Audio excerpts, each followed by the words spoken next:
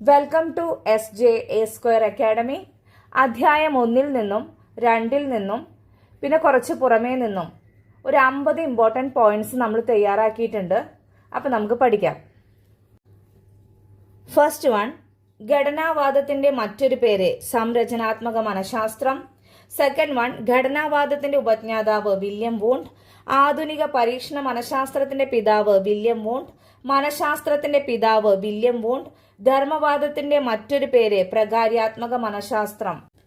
Sixth one, ധർമ്മവാദത്തിന്റെ ഉപജ്ഞാതാവ് William James. Functional സൈക്കോളജിയുടെ പിതാവ് William James. സമഗ്രതാവാദത്തിന്റെ ഉപജ്ഞാതാവ് മാക്സ് വെർത്തീമർ. ക്ഷേത്ര സിദ്ധാന്തത്തിന്റെ ഉപജ്ഞാതാവ് കേർട്ട് ലെവിൻ.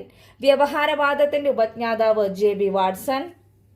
മനോവിശ്ലേഷണ സമീപനത്തിന്റെ ഉപജ്ഞാതാവ് സിഗ്മണ്ട് ഫ്രോയിഡ്. ആധുനിക മനഃശാസ്ത്രത്തിന്റെ പിതാവ് സിഗ്മണ്ട് ഫ്രോയിഡ്. മാനവികതാവാദത്തിന്റെ ആവിഷ്കർത്താക്കൾ കാൾ റോജേഴ്സ്, എബ്രഹാം മാസ്ലോ. ജ്ഞാനനിർമ്മിതിവാദത്തിന്റെ പിതാവ് ജീൻ പിയാഷെ. സാമൂഹിക ജ്ഞാനനിർമ്മിതിവാദത്തിന്റെ ഉപജ്ഞാതാവ് വൈഗോട്സ്കി.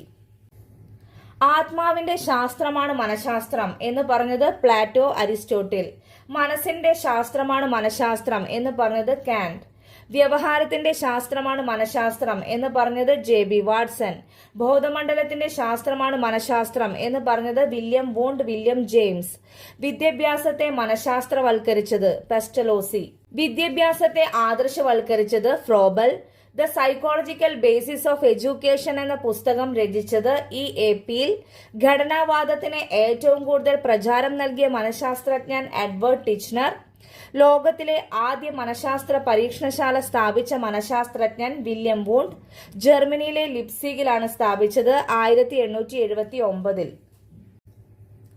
ഹോർമിക് മനഃശാസ്ത്രത്തിന്റെ ഉപജ്ഞാതാവ് വില്യം മക്ഡ്യൂഗൽ.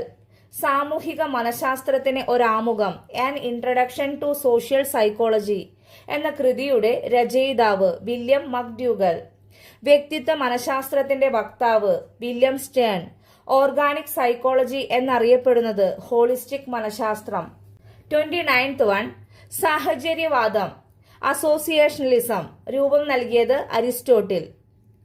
സാഹചര്യവാദത്തിന് ഏറ്റവും പ്രചാരം നൽകിയത് ഹെർമൻ എബിംഗാസ്. വ്യക്തി മനഃശാസ്ത്രം ഇൻഡിവിജ്വൽ സൈക്കോളജി ആരുടെയാണ്? Alfred Adler. അപഗ്രഥന മനഃശാസ്ത്രം അനലിറ്റിക്കൽ സൈക്കോളജി കാൾ യുങ്. Tabula rasa mind is a blank tablet or slate എന്ന സിദ്ധാന്തം അവതരിപ്പിച്ചത് ആരാണ്? ജോൺ ലോക്ക് ആണ്. സ്വപ്നങ്ങളുടെ വ്യാഖ്യാനം ഇന്റർപ്രിട്ടേഷൻ ഓഫ് ഡ്രീംസ് എന്ന പുസ്തകം ആരുടേതാണ്? സിഗ്മണ്ട് ഫ്രോയിഡിന്റെ ആണ്. കണ്ടംപററി സ്കൂൾസ് ഓഫ് സൈക്കോളജി എന്ന പുസ്തകം ആരുടേതാണ്? RS വുഡ്വർത്തിന്റെ ആണ്. പ്രിൻസിപ്പിൾസ് ഓഫ് സൈക്കോളജി മനഃശാസ്ത്ര തത്വങ്ങൾ എന്ന ഗ്രന്ഥം ആരുടേതാണ്? വില്യം ജെയിംസിന്റേതാണ്.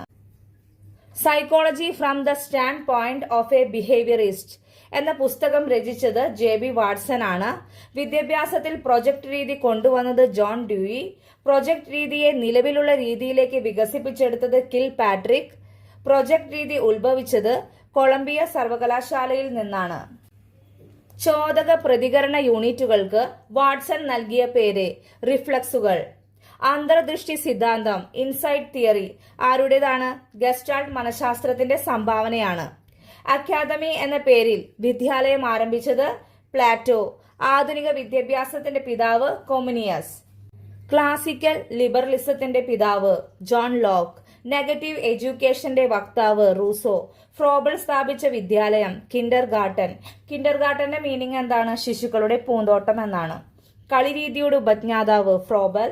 ഡിഡാക്റ്റീവ് അപ്പാരാറ്റസ് വികസിപ്പിച്ചത് ആരാണ്? Maria Montessori. Pedagogy of the oppressed മർദ്ദിതരുടെ ബോധനശാസ്ത്രം എന്നത് ആരുടെ കൃതിയാണ്? പൗലോ ഫ്രയറുടെ കൃതിയാണ്. Thank U.